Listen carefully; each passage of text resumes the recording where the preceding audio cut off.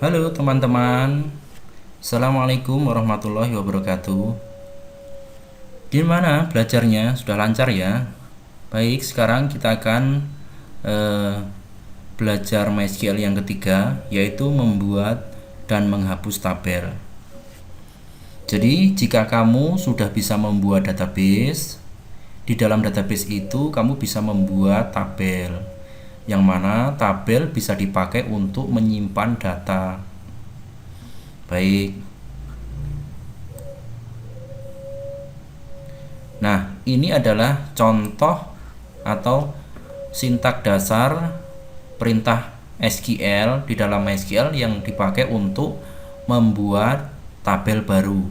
Perintahnya adalah create table, kemudian diikuti nama tabelnya, kemudian di dalamnya ada kolom 1, diikuti tipe datanya, kemudian panjang datanya, koma, kolom kedua diikuti tipe datanya, kemudian panjang datanya, kemudian diakhiri titik koma.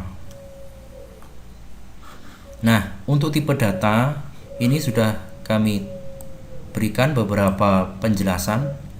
Tipe data yang sering kita gunakan yaitu char. Tipe data char itu untuk menyimpan teks dengan data tetap, misalnya data kode.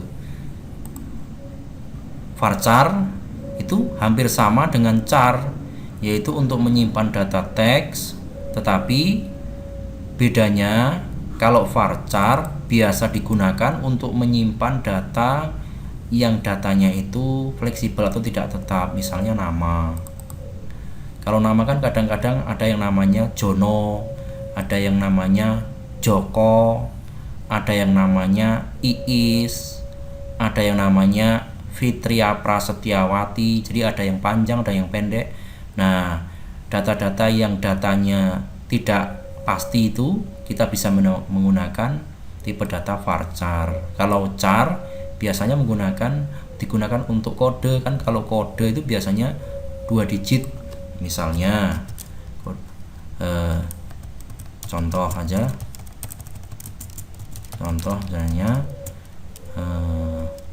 K001 itu 4 digit, K02, dan seterusnya. Kemudian int ini digunakan untuk menyimpan data angka, misalnya jumlah, umur, dan lain. Kemudian ada tipe data enum. Tipe data enum ini digunakan untuk menyimpan data pilihan, misalnya golongan darah, kelamin. Jadi kan kelamin misalnya ada pria dan wanita. Kalau golongan darah misalnya A, B, AB, O. Kalau kelamin misalnya laki-laki, perempuan, dan seterusnya. Kemudian ada date. Date digunakan untuk menyimpan data tanggal. Nah, khusus untuk date itu tidak menggunakan panjang data atau tidak menggunakan inisialisasi seperti char, varchar, int, dan enum. Nah, ini adalah contohnya.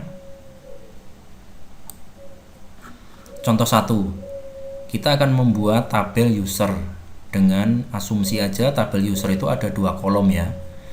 Sebetulnya tabel user itu banyak kolomnya, ada 4 kurang lebih, tapi ini kita contohkan 2 kolom saja. Create table user, kemudian buka kurung. Ini adalah nama kolom pertama yang dibuat. Ini adalah tipe datanya char, panjang datanya 4, koma.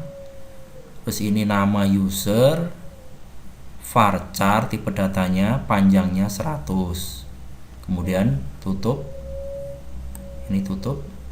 Nah, ini tutupnya ini. Nah, baik, kita contoh ya. Kita kasih contoh.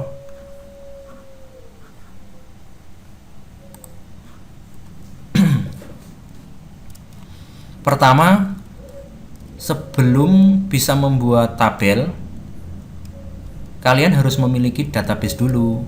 Pertama tadi kan database sudah dihapus ya.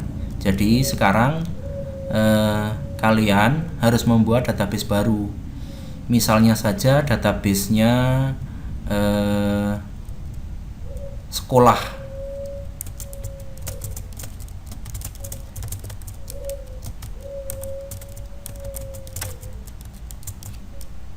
Sekolah DB misalnya.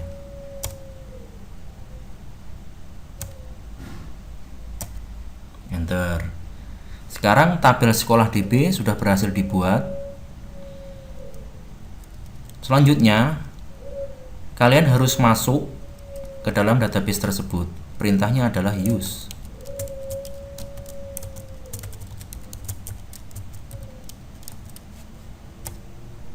Nah, dari sini kalian bisa mempraktekkan membuat tabel.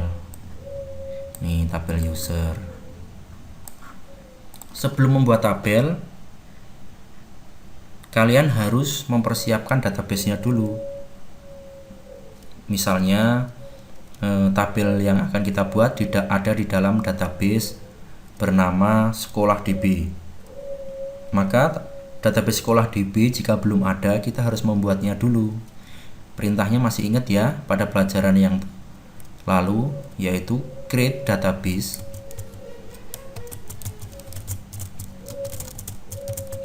Create database, diikuti nama database-nya pakai huruf kecil saja, sekolah DB. Kemudian kita enter. Setelah nama database selesai dibuat, kalian harus masuk ke dalam database tersebut, yaitu dengan perintah use nama database-nya.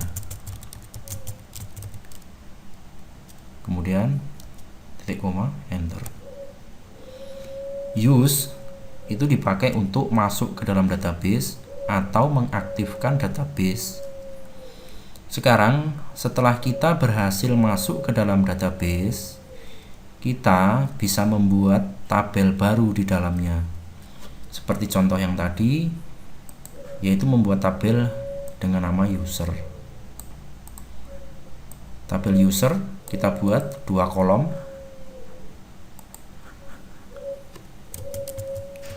Create table, nama tabelnya adalah user pakai huruf kecil, buka kurung, kolom pertama adalah kode user, tipe datanya adalah char 4 digit panjang datanya, kemudian nama user kolom keduanya, tipe datanya adalah varchar,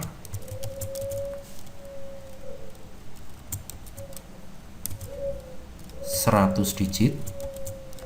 Baik, sekarang kita akhiri dengan tutup kurung, titik koma. Baik, kita periksa dulu ya perintahnya. Create table dengan nama tabel user, buka kurung, ini tutup kurungnya ini, kode user, char, panjang digitnya adalah 4, kemudian nama user, panjang digitnya adalah 100. Sekarang bisa kita tekan enter untuk menjalankan perintahnya. Nah, ini tabel user sudah berhasil dibuat. Oh iya, kenapa kok saya menggunakan satu baris perintah, sedangkan pada contoh ini kami membuatnya dalam beberapa baris? Tidak masalah ya. Jadi membuat perintah SQL di dalam MySQL Prom ini menggunakan beberapa baris atau satu baris itu tidak masalah, yang penting perintahnya tidak salah. Kemudian ikuti pelajaran selanjutnya. Setelah tabel berhasil dibuat, kita bisa melihat daftar tabel yang ada di dalam database aktif. Nah, tadi kan kita udah menggunakan perintah use untuk masuk atau untuk aktif ke dalam database sekolah DB. Nah, perintah untuk melihat daftar tabel yang berhasil kita buat itu adalah show tables. Nah, ini adalah nama user, nama tabel user yang berhasil kita buat. Nih, dari sini kalian bisa membuat tabel baru. Misalnya kalau di dalam aplikasi sekolah atau di dalam database sekolah biasanya ada tabel guru, ada tabel siswa, seperti itu ya. Kita lanjutkan. Nah, di sini ada perintah dash nama kemudian diikuti nama tabel. Perintah dash kemudian diikuti nama tabel itu digunakan untuk melihat struktur tabel. Nah, contohnya begini. Nama tabelnya adalah user. Nah, seperti itu hasilnya. Jadi, tabel user akan ditampilkan strukturnya seperti ini. Jadi kalau kalian ingin memperbaiki atau memeriksa apakah tabel user sudah benar, maka bisa memeriksanya dengan perintah dash atau describe. Perintahnya sama dengan perintah ini. Bentar ya. Describe user.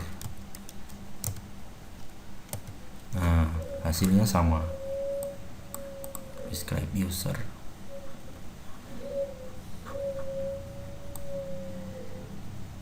Nah, selanjutnya adalah menghapus tabel. Jadi tabel yang sudah ada di dalam database atau tabel yang sudah pernah dibuat itu bisa dihapus dengan perintah ini ya, drop table. Kemudian diikuti nama tabelnya.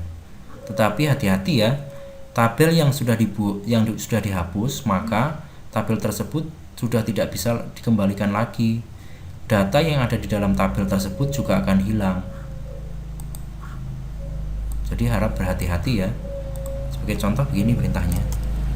Drop table, nama tabelnya yang akan dihapus adalah user. Kemudian kita enter. Nah, query OK. Kemudian kalau ingin membuktikan apakah nama tabel user sudah terhapus, maka bisa diketikkan perintah show tables.